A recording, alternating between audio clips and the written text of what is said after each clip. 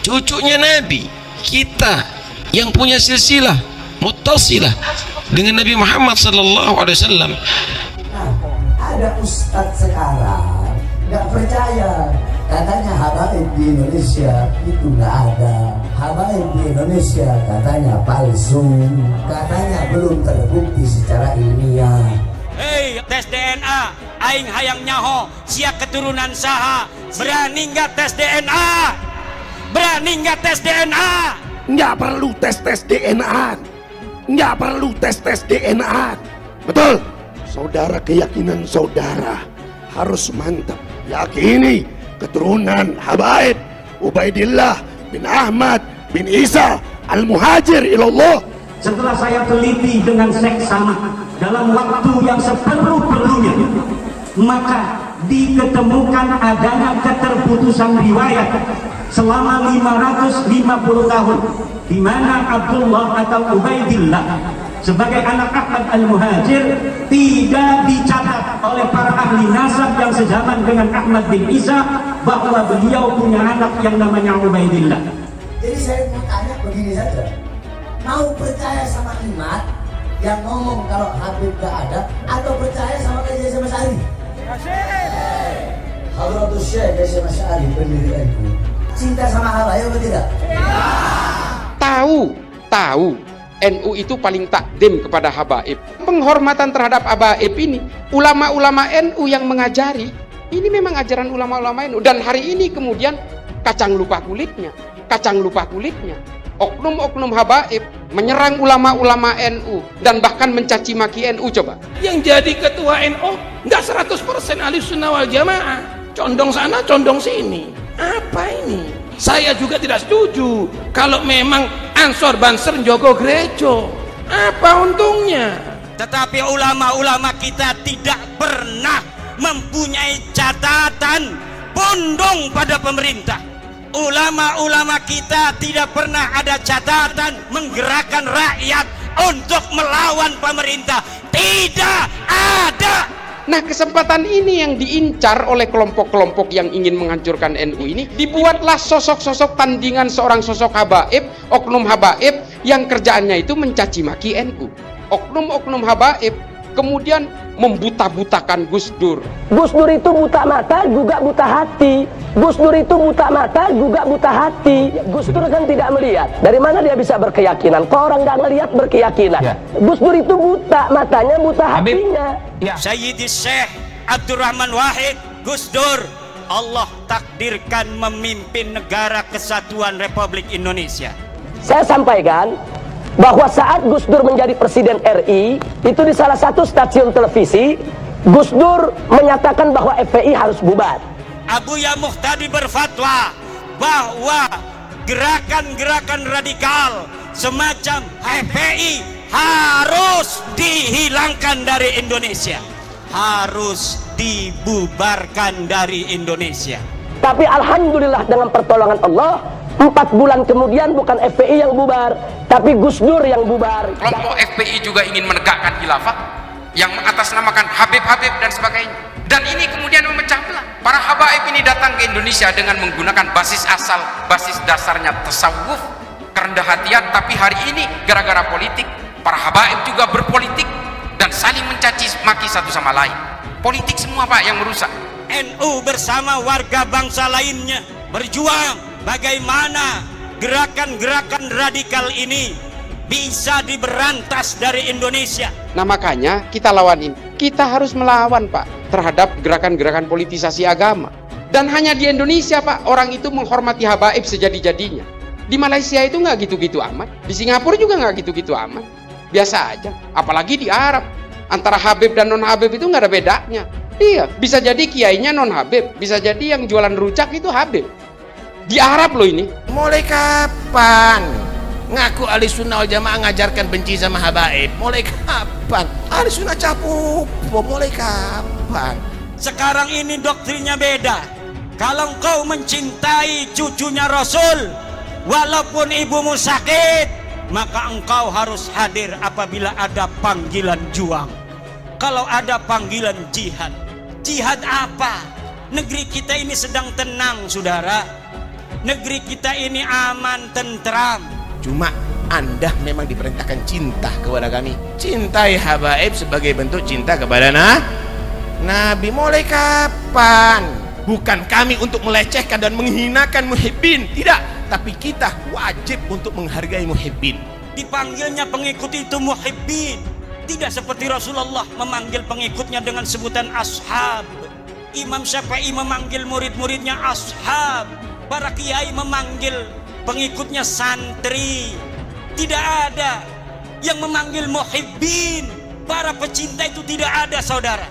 Muhibbin itu buta. Ini adalah penjajahan pikiran, penjajahan rohani. Kami datang ke Indonesia bukan untuk menjajah kepada Anda, tapi kami, datuk-datuk kami semuanya datang kepada Anda untuk mencetak ulama, kiai-kiai ada di Indonesia ini. Datuk kami adalah bukan makan harta Anda. Lihat bagaimana sekarang semuanya. Anda muhibbin. Anda datang ke sini bawa apa? Paling gula 1 kilo. Anda datang ke sini bawa apa? Paling gula 1 kilo. Anda bawa apa di sini? Tapi itu semuanya kenapa? Karena kami dididik untuk menghargai muhibbin. Indonesia harus bersatu. Bersatu. Kalau masih ada satu suku bangsa merasa lebih tinggi derajatnya dari bangsa lainnya di Indonesia. Buat apa kita bersatu kalau mereka orang-orang yang bukan pribumi Indonesia menganggap kita pribumi Indonesia adalah sebagai budak-budak mereka. Karena itu udahlah, kalau Anda ingin selamat memilih satu akidah usul, ikuti akidah Yaman. Anda lihat bagaimana mereka menebar Islam. Catat, Islam datang dibawa oleh Wali Songo. Islam datang dibawa oleh Wali Songo. Islam datang dibawa oleh Islam datang dibawa oleh Islam datang, catat, dibawa oleh Wali Songo. Alhamdulillah kita di Indonesia dibina oleh orang-orang Yaman. Termasuk juga oleh Snuk Horgronje yang diturunkan di Indonesia pada awal abad ke-19. Dia juga salah satu yang memberi masukan yang kemudian mendatangkan imigran-imigran dari Yaman untuk diterjunkan ke Indonesia sebagai alat bandul politiknya kelompok-kelompok negara kolonial ketika itu. Dan kemudian diglorifikasi bahwa Indonesia ini adalah bagian dari protektorat Kekaisaran Utsmani. Sementara di sisi lain ada kelompok yang bernama Wali Songo kemudian kita kenal ini berusaha mengislamkan banyak orang di Indonesia. Di sisi lain orang-orang kolonial mendeploy, mengerahkan berbagai kelompok misionaris sama seperti yang diterjunkan di India yang dilakukan oleh East India Company dan di Indonesia dilakukan oleh VOC. Sama polanya. Nah sekarang kenapa mesti percaya? Snuk Horgronje kafir. Jangankan kafir, fasik aja kalau bawa berita kita mesti hati-hati. Apalagi Snuk kafir bawa berita ngejelekin Habib Utsman. Jangan percaya. Nah jadi praktek Belanda memfitnah begitu jangan kaget. Nah justru inilah hari ini belakangan ini yang dipakai oleh kelompok tertentu untuk memecah belah NU dengan menggunakan figur-figur habaib. Dan oknum-oknum Habib ini justru mencaci maki ulama-ulama NU. Ini kan kacang lupa kulitnya, Pak. Kita hormat kepada habaib, kita hormat. Tapi kalau urusan akhlak lain lagi. Apa ini? Alusuna capopo niki. Benci sama habaib. Bapak saya itu pedagang besi tua. Ditipu 4 kali sama Habib itu masih ikhlas-ikhlas saja. Ada salah satu orang temannya bapak juga, temannya abah saya itu, Habib. Saya juga manggilnya Habib. Tiap ke rumah cium tangan. Tapi setiap habis dicium tangan itu nipu bapak saya. Selalu begitu. Dan kita ikhlas. Karena apa? Atas nama agama. Kalau dengan menggunakan agama itu kan biayanya murah, Pak, nggak mahal. Cukup kasih dogma aja, kasih ayat, wah kita udah manggut-manggut. Habaib ini kalau dicaci biasa, bahkan dibunuh biasa. Sayyidina Hasan, datuk kami, diracun, saudara. Sayyidina Ali dibunuh. Nah ini kenapa? Karena politik. Persoalan politik, Pak, mengatasnamakan agama. Semua kejahatan akan terlihat terhormat. Akan 4 dari khalifah paling utama itu juga mati terbunuh. Bani Umayyah 6 dari khalifahnya mati diracun. Cucu Nabi mati diracun, Sayyidina Hasan. Sayyidina Husain dibantai di padang Karbala, dipenggal lehernya, ditusuk ke ujung pedang kepalanya, lalu diarak di jalanan di Damaskus dan kemudian ditepuk tangannya. Kemudian setelah itu ditaruh kepalanya di baskom, dipersembahkan kepada Yazid bin Muawiyah, rajanya. Sesama Islam, Pak. Padahal ini cucu Nabi.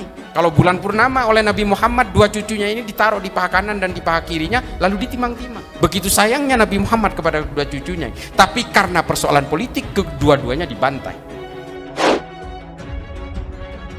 Pengamat terorisme Islah Bahrawi mengcapture sebuah video yang menampilkan Bahar bin Smith tengah mencaci maki dengan ungkapan-ungkapan kasar dan serapah binatang dalam sebuah pengajian. Isinya, "Hai anjing, hai babi, kenapa kau jual ayat Allah dengan harga murah?" Menanggapi itu, Islah Bahrawi menyayangkan pernyataan kasar dari seorang yang mengklaim sebagai penceramah agama itu. Menurut Islah, apakah Bahar Smith adalah sosok yang suci tanpa celah? Setelah ceramah biasanya diberi amplop berisi uang. Berapa jumlahnya kita kurang tahu. Yang jelas, itulah mungkin harga paket kombinasi antara ayat-ayat dan caci maki. Ya Allah, semoga masih ada orang yang meyakini bahwa Islam adalah agama yang menjadi rahmat bagi alam semesta. Tulisnya dengan prihatin. Netizen lain juga memberikan tanggapan atas beredarnya video itu. Miris dan prihatin, kok bisa bicara seperti itu di hadapan jemaahnya? Lantas apa yang didapat jamaah dalam beragama kalau begini? Heran ya, kok banyak jemaah yang datang dan mengundang? Ilmu apa yang didapatnya sama jemaah yang datang? Sementara itu, salah satu realisasi dari merawat jagat membangun peradaban sebagai tema Nahdlatul Ulama di abad kedua adalah dengan menjaga agama dan negara. Usaha yang dapat dilakukan untuk mewujudkan tema itu diantaranya yaitu dengan tetap menjaga paham Islam Ahlus Sunnah wal Jamaah, serta mempertahankan dan merawat nikmat kemerdekaan bangsa dan negara Indonesia yang telah lama diraih. Hal itu diungkapkan Ketua Rabitah Ma'ahid Islamiyah atau RMI, pengurus wilayah NU Provinsi Banten, Kiai Haji Imaduddin Utsman Al-Bantani, saat tausiah di hadapan ribuan warga Nahdliyin, Kabupaten Garut pada acara ziarah bersama dan halal bihalal, menjemput abad kedua NU di Komplek Makam Keramat As-Syekh Abdul Qohar Pasir Astana, Pasir Waru, Limbangan yang digagas pengurus cabang NU Garut pada Sabtu, 13 Mei 2023. Sejak NU didirikan pada 1926, NU hingga kini melalui para kiai bersama pondok-pondok pesantrennya terus bergerak secara terorganisir untuk membimbing dan mengawal umat Islam agar tetap ada pada jalan yang diridhai Allah Subhanahu wa Ta'ala. Salah satu yang dilakukan para kiai NU adalah bergerak melawan paham Wahabi yang secara sadis menuduh para kiai dan warganya telah melakukan amaliyah tahayul, bid'ah dan khurafat atau TBC, ucap Kiai Imaduddin. Ia juga menuturkan NU memiliki andil yang begitu besar dalam mewujudkan serta mempertahankan kemerdekaan Republik Indonesia. Menurutnya, peran NU dalam merawat dan menjaga kemerdekaan dapat dilihat manakala NU melalui Rais Akbar Hadratus Syekh Kiai Haji Hasyim Asy'ari mengeluarkan fatwa resolusi jihad pada 22 Oktober 1945 yang kemudian ditindaklanjuti dengan pengusiran pasukan sekutu pada 10 November 1945. Tak cukup sampai di situ, ungkap Kiai Imaduddin, NU juga bersama pemerintah pada tahun 1965 bahu-membahu dalam menumpas gerakan pengacau ideologi Pancasila, yaitu Gerakan 30 September Partai Komunis Indonesia atau G30S PKI. Isi resolusi jihad yang memfatwakan bahwa wajib dalam mempertahankan kesatuan Republik Indonesia membuat puluhan ribu umat Islam pada waktu itu bersama warga Indonesia yang lainnya bergerak mengusir penjajah. Mereka semua termasuk ribuan santri yang gugur syahid dalam pertempuran itu menjadi pengingat bagi kita akan pengorbanan yang begitu tinggi. Ucap dia yang juga sebagai anggota Lembaga Basu Masail atau LBM PBNU itu.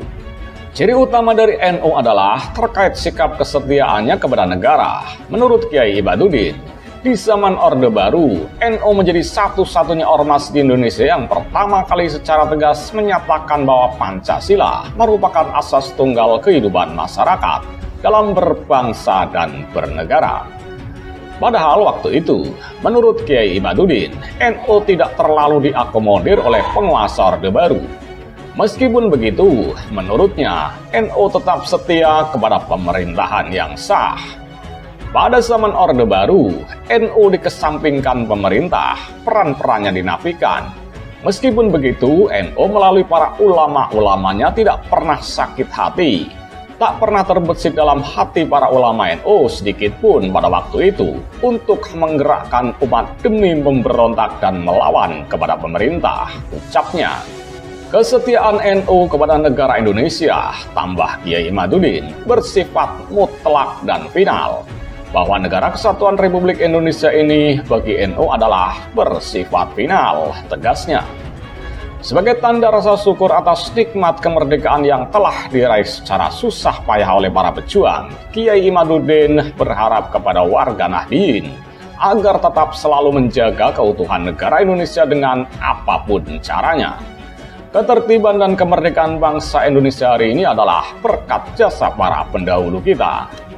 Oleh karena itu, warga NU tidak boleh lupa untuk senantiasa menjaga warisan para leluhur-leluhur kita dari rongrongan pihak yang kiranya dapat memecah belah persatuan dan keutuhan negara kesatuan Republik Indonesia. Tegas Kiai Imad, yang juga sebagai pendiri sekaligus pengasuh pondok pesantren Nahdlatul Ulum Kresek, Kabupaten Tangerang itu. Ninggat tes DNA. Berani nggak tes DNA? Berani nggak tes DNA?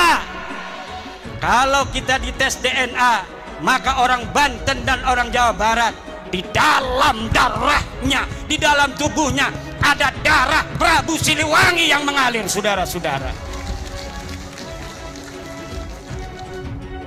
Kalau diurut dari nonong-nonong, neng-neng yang duduk ini, dari dirinya sampai Prabu Siliwangi, lihat ada berapa leluhur yang telah mati di medan juang. Ada berapa leluhur yang telah mati syahid dalam mempertahankan tanah Pasundan dan Jawa Barat ini, dalam mempertahankan Indonesia Raya ini, saudara.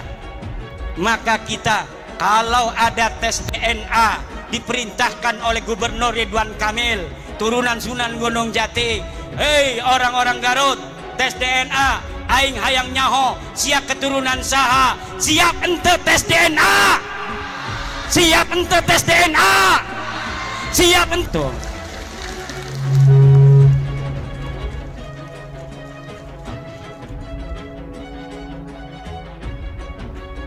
Alhamdulillah, alhamdulillah wa syukru ala ni'amillah, jazakallahu khairan katsira. Rais Akbar Nahdlatul Ulama Hadratus Syekh Hasyim Asy'ari membuat fatwa resolusi jihad, kewajiban untuk setiap umat Islam untuk mempertahankan negara kesatuan Republik Indonesia yang baru saja dimerdekakan. Dari mulai resolusi jihad tanggal 22 Oktober, umat Islam di seluruh Indonesia bertekad karena sudah adanya fatwa ulama bahwa kita wajib mempertahankan negara kesatuan Republik Indonesia ini. Maka tanggal 10 November umat Islam di Jawa Timur bergerak menuju satu titik untuk mengusir tentara sekutu yang waktu itu sudah datang ke Surabaya. Puluhan ribu anak-anak santri turun bersama bangsa Indonesia lainnya di dalam mempertahankan keutuhan negara kesatuan Republik Indonesia. Ribuan nyawa melayang, tapi nyawa yang melayang itu tidak ada artinya kalau dibandingkan kebahagiaan anak cucunya kita di hari ini. Leluhur kita yang telah menjadi syahid leluhur kita yang telah menjadi pahlawan. Di antara mereka ada yang dikenal, ribuan lagi tidak ada yang tahu. Mungkin leluhurnya mati ketika itu, anak cucunya hari ini tidak tahu di mana entah kuburnya. Tetapi perjuangan mereka telah menghasilkan kita kedamaian di hari ini, ketertiban dan kemerdekaan. Maka ini nikmat yang tidak boleh oleh kita warga NU dilupakan, untuk senantiasa menjaga negara warisan para leluhur-leluhur kita ini. Jangan sampai negara ini berkuasa. Nahdlatul Ulama bersama elemen-elemen bangsa lainnya hadir di pemerintahan.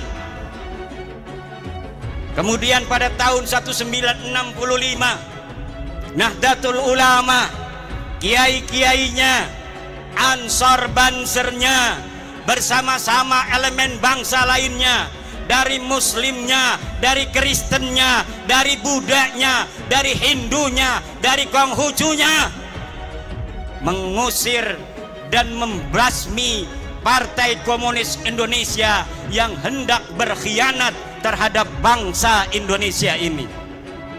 Kemudian pada saat Orde Baru berkuasa, Nahdlatul Ulama tidak purek, kata orang Jawa Banten.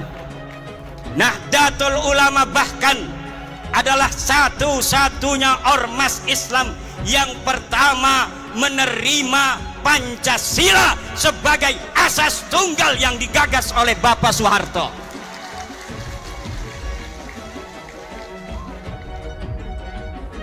Kalau ormas lain mungkin sudah turun ke jalan, ormas terbesar oleh pemerintah Soeharto ditinggalkan, keberadaan yang besar dinafikan.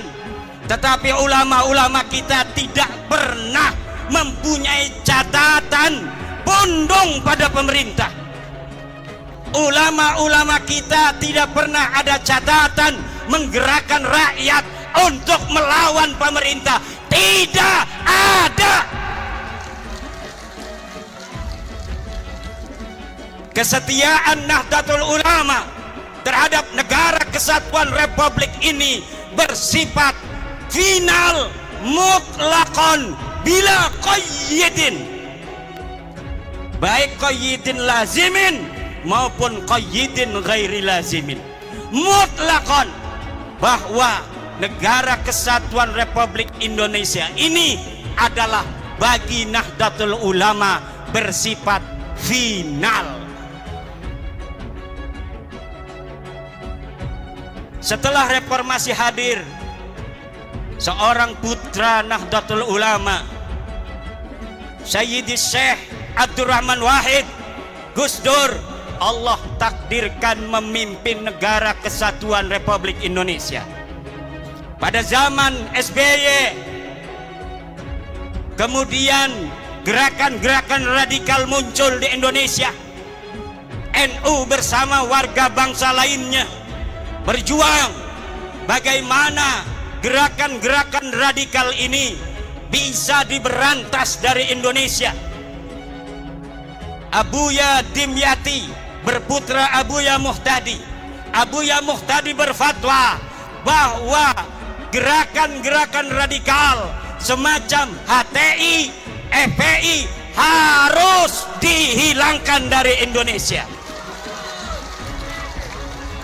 Sebelum negara Indonesia ngeh terhadap HTI dan sebagainya, Abuya Muhtadi Dimyati sudah berfatwa terlebih dahulu beberapa tahun yang silam bahwa HTI harus dibubarkan dari Indonesia.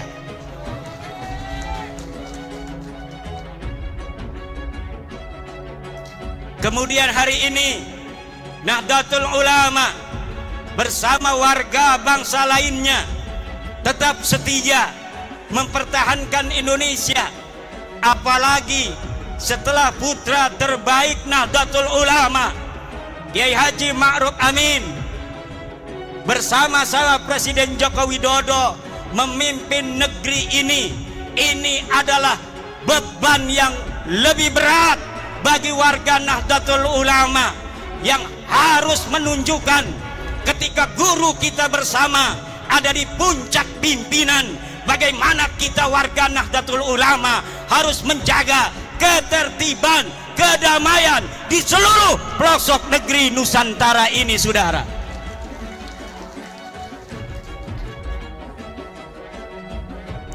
Indonesia ini negeri yang baldatun thayyibatun wa rabbun ghafur.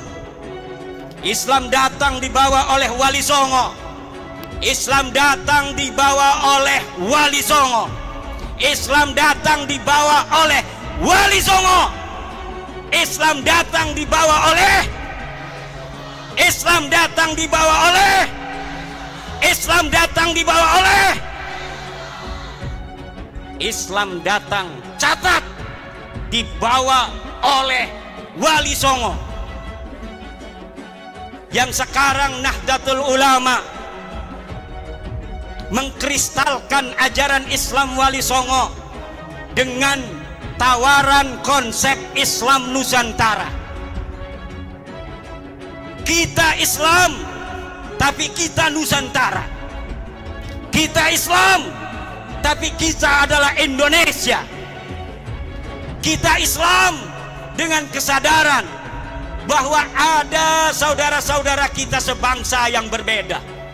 Berbeda agama, berbeda suku, berbeda adat istiadat, berbeda budaya, berbeda bahasa. Ini harus lahir di dalam kesadaran kita, sehingga kita sebagai umat Islam bijaksana sebagai mayoritas di dalam mencetuskan setiap gagasan-gagasan kenek Indonesia Raya. Kita Bhinneka Tunggal Ika, berbeda-beda tapi satu. Kita ada berbeda dari sisi budaya, tapi walaupun kita berbeda-beda, kita tetap satu jua, yaitu Indo.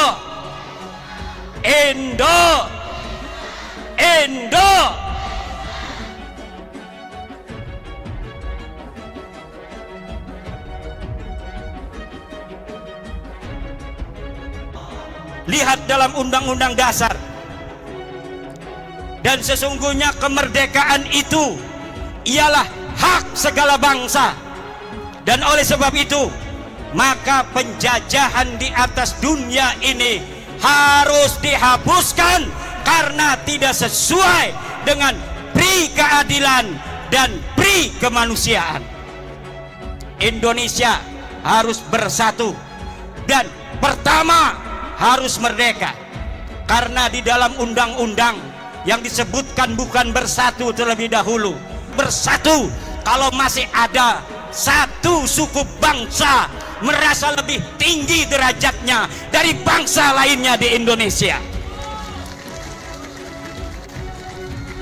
Buat apa kita bersatu kalau mereka, orang-orang yang bukan pribumi Indonesia, menganggap kita pribumi Indonesia adalah sebagai budak-budak mereka. Wahai pemuda-pemuda Garut, hai pemuda-pemudi Jawa Barat, hai pemuda-pemudi Pajajaran, hai putra-putri Siliwangi, hai putra-putri Aceh, hai putra-putri Sumatera, hai putra-putri Kalimantan, hai putra-putri Sulawesi, hai putra-putri Maluku, hai putra-putri Papua, hai putra-putri Nusa Tenggara, hai putra-putri Bali, hai putra-putri Madura, hai putra-putri tanah Jawa. Kalian adalah pewaris-pewaris negeri Indonesia ini. Jangan sampai kalian di negeri kalian sendiri yang direbut dari penjajah dengan darah-darah kakek-kakek kalian sendiri, kemudian negeri ini, kehormatan kalian, kalian gadaikan, kalian jadikan hal yang menghinakan daripada perjuangan kakek-kakek kalian sendiri dengan menjadi budak dari bangsa-bangsa selain kalian.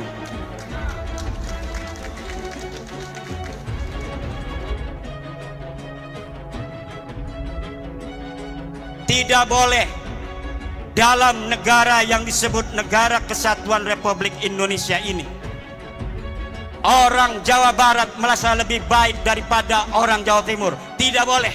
Kita adalah sama. La fadla li Jawa Barat ala Jawa Timur, wala li Jawa Timur ala Jawa Barat. Kullukum min Adam wa Adam min turab. Semua kalian adalah ada darahnya turunan Nabi, yaitu Nabi Adam, dan Adam berasal daripada tanah. Maka kalian dengan yang lainnya adalah sederajat. Yang membedakan kalian dengan yang lainnya hanyalah ilmu pengetahuan kalian. Yang membuat kalian mulia adalah takwa kalian, bukan nasab dan darah kalian.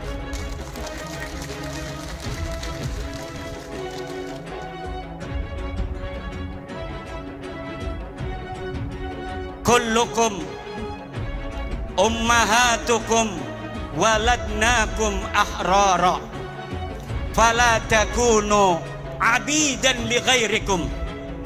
Ibu-ibu kalian melahirkan kalian dalam keadaan merdeka, maka jangan sampai kalian menjadi budak-budak dari selain kalian. Di hadapan Allah kita adalah sama.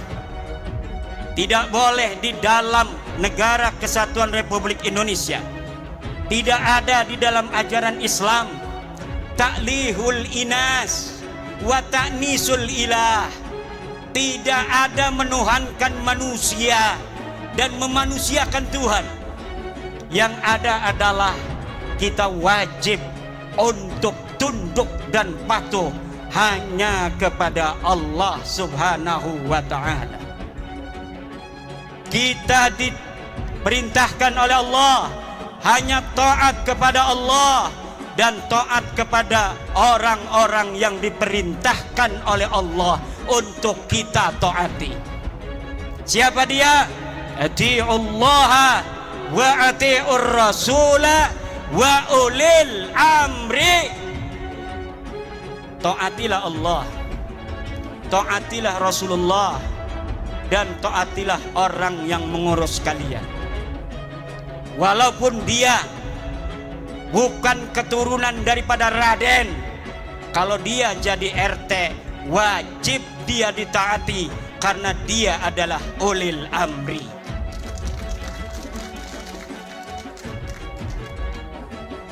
Walaupun dia turunan Nabi Nuh, turunan Nabi Ibrahim, kalau dia tidak jadi apapun dalam kehidupan, tidak ngurus urusan kalian, tidak ada kewajiban kalian untuk mentaatinya.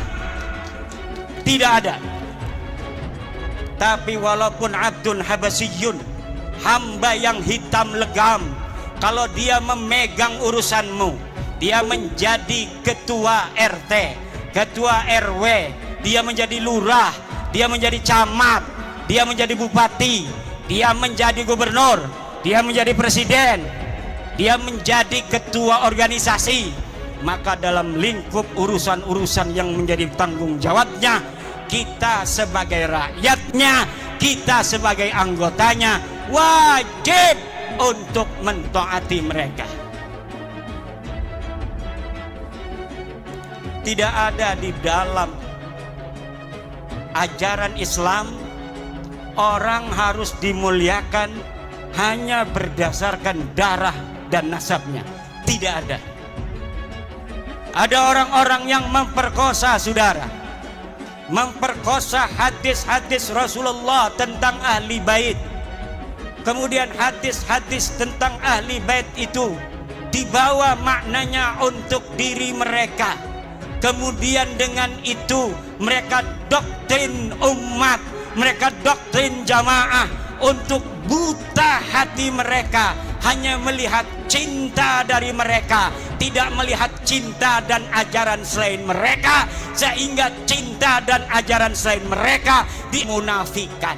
Ini adalah penjajahan pikiran, penjajahan rohani yang harus. Saya permisi minum dulu.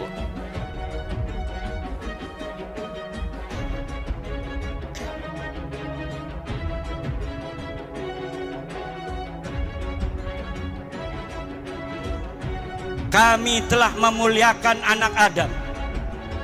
Allah lah yang telah memuliakan kalian, wahai orang Garut, wahai orang Limbangan. Maka jangan hinakan kalian di hadapan siapapun atas nama apapun, kecuali di situ ada perintah Allah Subhanahu wa taala. Kehinaan yang diperbolehkan adalah kehinaan di hadapan orang tua kita. Wahfid janah, harus tawadhu, harus menghinakan diri di hadapan ibu kita, di hadapan ayah kita. Wa man fi ma'nahuma indal ulama wa huwal masyayikh. Kalau dia bukan ibu kalian, kalau dia bukan ayah kalian, kalau dia bukan guru kalian, walaupun katanya dia kiai, walaupun katanya dia ulama, maka tidak ada kewajiban bagi kalian untuk menghormatinya dengan menghinakan orang tua dan guru kalian yang mengajari kalian sendiri. Artinya, apabila ta'arud antara menghormati orang tua dengan menghormati, sekarang ini doktrinnya beda. Kalau engkau mencintai cucunya Rasul, walaupun ibumu sakit, maka engkau harus hadir apabila ada panggilan juang. Kalau ada panggilan jihad. Jihad apa? Negeri kita ini sedang tenang, saudara. Negeri kita ini aman, tentram. Ngedengerin ceramah juga bisa sambil beli cilok. Ngedengerin ceramah juga bisa sambil ngopi, bisa sambil ngerokok.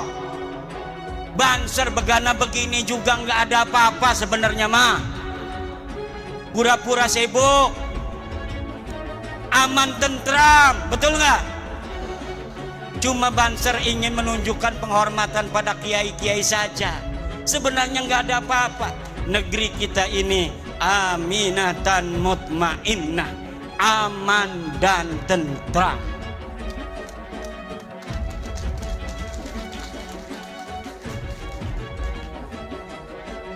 Ini pelajar-pelajar Ibnu kenapa ngeliatinnya begitu?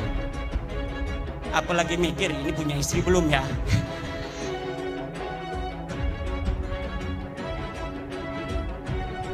Gampang, saya tinggal ngontek ya Amin.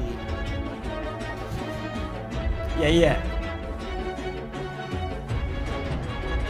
Saudara-saudara kaum muslimin rahimakumullah, yang terjadi hari ini adalah orang-orang yang memegang mic, tapi dia tidak memegang hati.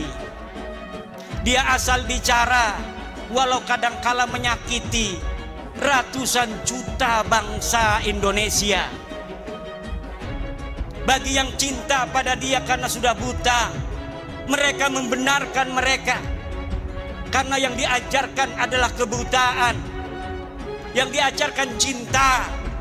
Dipanggilnya pengikut itu muhibbin. Tidak seperti Rasulullah memanggil pengikutnya dengan sebutan ashab. Imam Syafi'i memanggil murid-muridnya ashab. Para kiai memanggil pengikutnya santri. Tidak ada yang memanggil muhibbin. Para pecinta itu tidak ada, saudara. Muhibbin itu buta, kan? Sehingga yang menjadi pengikut mereka amat disebut ashab. Maka ketika Nabi Muhammad tiada, murid-muridnya para sahabat ini kemudian menjadi orang-orang tinggi derajatnya, bahkan bisa mengalahkan Rasulullah, dapat menguasai tanah yang lebih luas, sehingga mereka tanah yang dikuasai itu menyebut la ilaha illallah. Itulah murid-murid Rasulullah yang disebut ashab, bukan disebut muhibbin. Kemudian murid-murid Imam Syafi'i disebut ashabus Syafi'i, sahabat-sahabat Imam Syafi'i, maka mereka kemudian menjadi ulama-ulama besar sepeninggal Imam Syafi'i. Cucu-cucu muridnya juga menjadi ulama-ulama besar. Kemudian cucu-cucu muridnya menjadi ulama-ulama besar. Mereka yang disebut sebagai ashab adalah mereka yang dididik untuk lebih mulia dan lebih pintar dari gurunya. Sementara mereka yang disebut muhibbin hanya dijadikan anak buah yang untuk mengorbankan diri bagi yang dicintainya.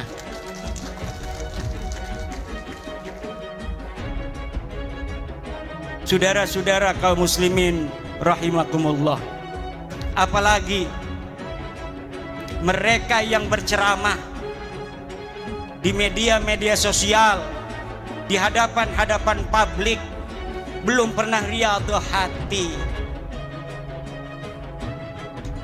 belum mencapai syarat yang sempurna.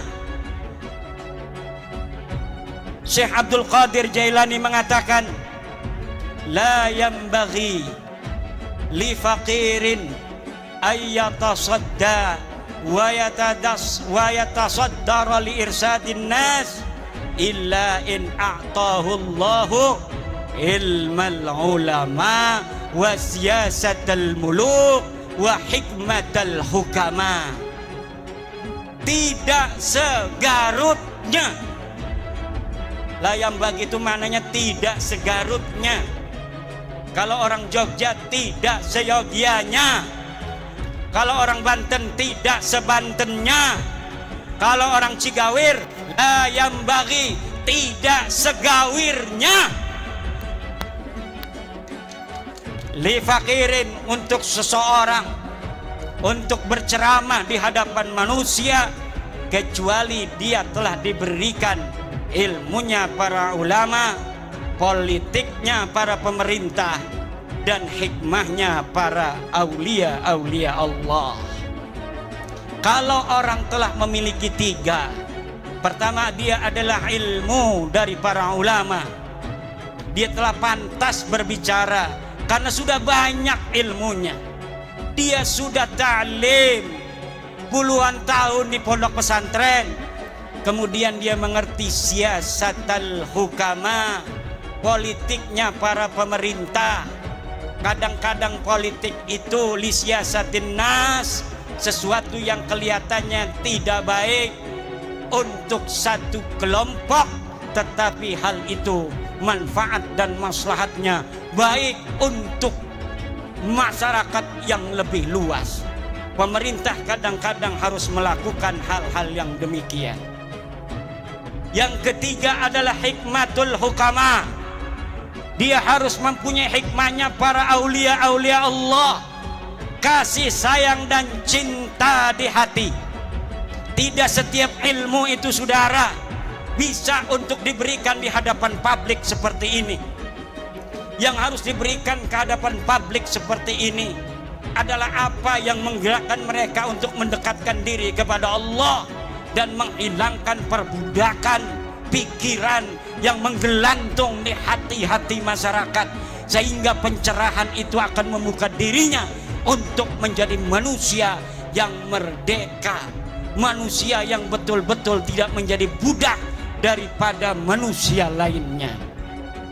Saudara-saudara, sebenarnya saya ingin lama untuk berceramah, tetapi suara ini karena saking semangatnya di negeri sendiri